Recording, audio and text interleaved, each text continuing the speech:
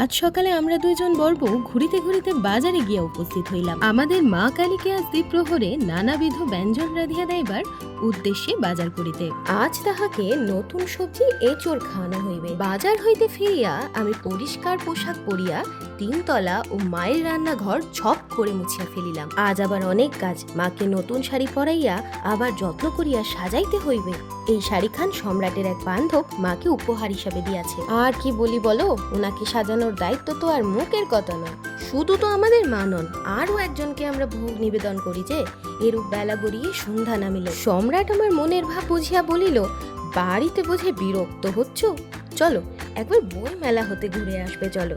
ফিরে আসলাম প্রায় তখন রাত 8:30। সংক্ষেপে বলিয়া দিই, আমার মুখে যখন একনে হয়, ইদানিং আমি বেনজয়েল পারক্সাইডটাই খুব উপকার পাচ্ছি।